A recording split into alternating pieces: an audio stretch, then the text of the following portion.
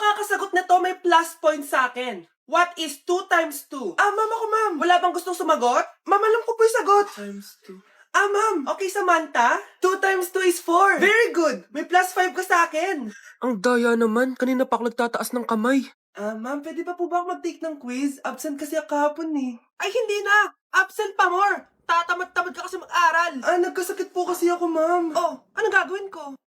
Ma'am, pwede ba ako mag-quiz kahit absent din ako kahapon? Oo naman. Ito, magsimula ka na. Thank you po, ma'am. Bakit siya pwede mag-quiz, ma'am? Bakit? May problema ka ba? Oo, may problema ako. Favoritism ka. Palagi na lang sa Samantha binibigyan mo ng chance. May galit ka ba sa akin, ma'am? Sabihin mo. Hindi ako galit sa'yo. Pero sa nanay mo, oo. Wag na wag mong dadama yung anak ko sa problema mo sa akin.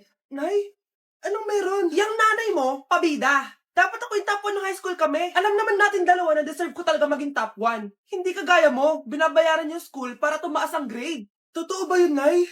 Sinungaling ka! Mana ka naman para sa nanay mo, Samantha. Nga pala, alam na ng principal yung pagiging favoritism mo. Good luck na lang sa'yo, ha? Good morning, class! Na-like ng kifi ko!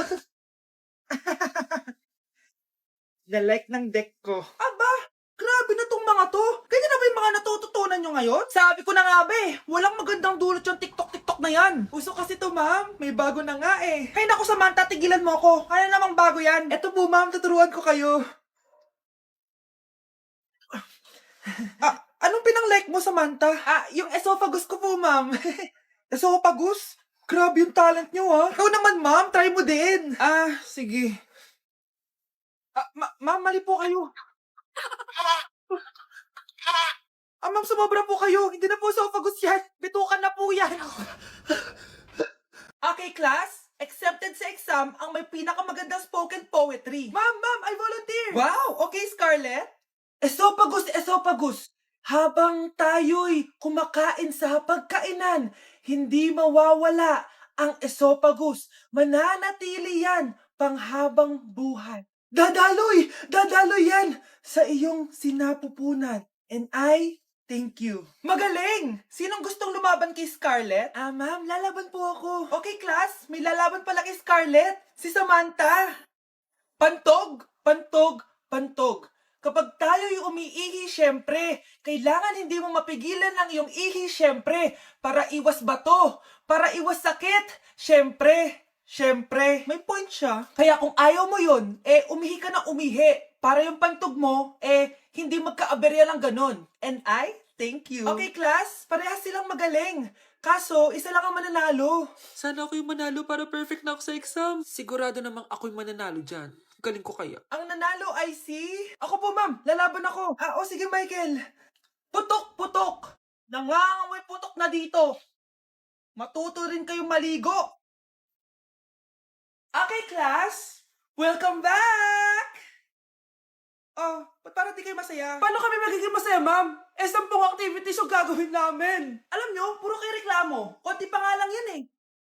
By the way, may bago tayong gagawin. Sabihin niyo sa akin kung ano yung New Year's resolution niyo. Mag-umpisa tayo kay Kyle.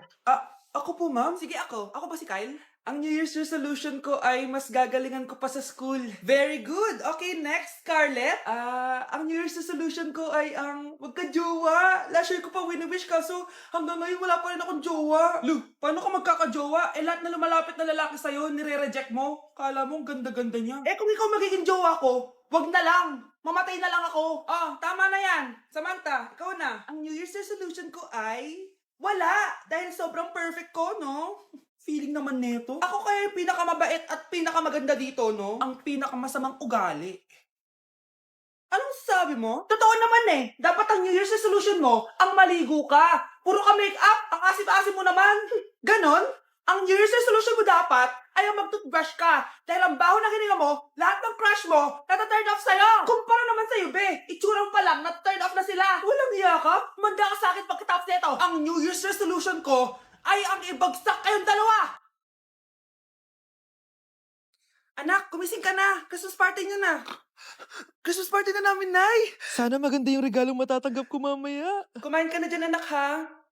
Ano meron, Nay? Bakit ang dami pong pagkain? Siyempre, anak, malapit na magpasko. Tara, kain na tayo. Niluto ko lahat ng favorite mo. Talaga, Nay? Hay, sana palagi na lang Pasko. Ay, may nangangaraling ata. Wait lang, anak. Nangangaraling po. Ang seselage awetan na witang hando sa nga ng Pasko magmalapa joy joy. Merry Christmas po! Galing mo naman! No, ito, 10 pesos. Ayan na! 10 pesos? Ang ganda ng boses ko tapos 10 pesos lang bibigay mo sa akin? Alis na nga ako, kuripot mo. Wow, demanding pa. A few moments later. Okay, class, mag-exchange gift na tayo. Wow, ang bango neto. Thank you. OMG, bagong bag. Alam mo talagang gusto ko, ah. Thank you. Nasaan na exchange gift ko? Wala yung ka-exchange gift mo, be. Absent siya. Bawi ka na lang next year. Minsan na nga lang mag-Christmas. Absent pa siya. Okay lang yan, be. Huwag ka na umiyak. Paano na yung gift ko? Oo, anak. Ba't malungkot ka? Wala ako natanggap na regalo, Nay. Absent yung ka-exchange gift ko. O eto, para sa'yo, anak. Merry Christmas! Para sa akin to, Nay. Thank you. Akala ko wala na ako regalo ngayong Pasko. Siyempre naman, anak. Makakalimutan ba kita? Wow, ang sweet niyo naman, Mare. May fruit salad ba kayo? Pingi ko. Anak, gumising ka na. Pasko na. Pasko na agad? Oo, bumaba ka na doon. Nandito na mga tita mo. Sige po, Nay. A few moments later. Hi, Mare! Merry Christmas! Merry Christmas po, tita. Eto na ba yung anak mo, Mare?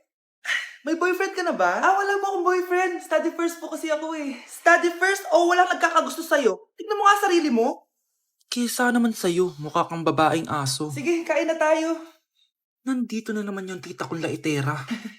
Huy, iba na tsura mo ngayon na. Oo, tita. Nakakaya naman kasi sa'yo eh. Baka laitin niyo ulit ako. Grabe ka naman. Hindi naman ako ganon. So, ano ba ginawa mo? Ba't gumanda ka? Secret lang natin to, tita. Ginagamit ko tong Garnier Vitamin C Serum sa umaga at sa gabi naman, itong Garnier Overnight Serum with 10% pure vitamin C. Para naman wala ka na masabi sa ganda ko. Ang ganda pala niyan. Oo naman. It can fade dark spot and even skin tones in just one use. Kaya safe and effective talaga. Sige, dahil gumanda ka, bibili ako niyan mamaya. Bless po, tita. Bless you. Oh, anak, nandito ka na pala. Ang pogi pala ng anak mo, Mare. Siyempre, mana sa akin. Siya na ba si Mr. Right? Siya na ba yung plot twist na hinihintay ko? Magpapasko na akong may jowa! Pinagsasabi mo dyan, anak? Pinsan mo yan. Pinsan? Lahat na lang. Guys, announcement! Hindi daw papasok si ma'am. Yes! Wala kaming gagawin! True! Huwag muna kayo magsaya. May iniwan siya activities. Hala! Magsulat daw tayo ng essay sa yellow pad, back and forth. Essay na naman? Tapos di naman babasahin ni ma'am. Te, yung research natin. Asan na yung bag mo dun? Tigilan mo muna ako, be. Absent nga si ma'am, di ba? Mag-absent ka na din, te. Kung tamad ka mag-aaral. Ang laki ng ano niya, pre, oh. Oo nga, pre. Kita niyo ba yan? Aba, ano yung pinapanood nyo, ha? Wala to. Ba't ka ba nakikialam? Loko kayo, ha? Magsusumbong ako kay ma'am. Di magsumbong ka. Be, tara, uwi na tayo. Wala naman si ma'am, eh. Tara, di naman nila mapapansin yan. Hoy, saan kayo pupunta? Cleaners kayo, di ba? Lo, dyan lang kami sa kantin, eh. Oo, sa kantin lang kami. Be, di ako bingi. Dito lang kayo. Maglilinis pa kayo. Babe, TikTok tayo. Sige, babe. Uy, sana all. Ang hirap naman ng step. Di kayo na masaya. Magbe-break din kayo. Dito pa kayo naglandian, ha? Humanda kayo kay ma'am. Good morning, class. Sorry, absent ako kahapon. Ay, hindi. Nasa excuse letter mo, ma'am. Ha? Ano ba sabi mo, Scarlett? Di ba kapag absent kami, hiningan mo na kami ng excuse letter? Nasaan yun sa'yo? Bakit absent ka kahapon, Scarlett? Ma'am, nagkasakit po kasi ako. Nagkasakit? Tinatamad lang yan, ma'am. Papansin talaga tong si Samantha. Nasaan yung ebidensya mo na nagkasakit ka? Meron po akong excuse letter, ma'am. Ay, excuse letter lang? Nasaan yung medical certificate mo? Medical certificate, ma'am? Hindi naman po pumunta ng doktor. Oh, paano ko malalaman na totoong nagkasakit ka? Ito po, ma'am, yung chat namin ng nanay ko. Ito po, ma'am, picture po ng thermometer na ginamit ko. Sus, kinuha mo lang yun sa internet eh. Papansin ka? Kulang sa pansin eh. Ay, hindi ko tatanggapin yan, be. Hindi kita i-excuse. Dapat medical certificate yung ibigay mo sa akin. Aba, ma'am, kailangan ka pang nagkakasakit, may medical certificate agad? Paano kung masakit lang yung katawan? Paano kung masakit lang yung puson? Kailangan mo agad ng doktor? Hindi kami mayaman, ma'am. For our last question, ano ang full name ko? Wala naman yun sa lesson ah. Siyempre, dapat alam niyo yung pangalan ko. Dami namang alam nito. Di ko maalala full name niya. Perfect na sana ako eh.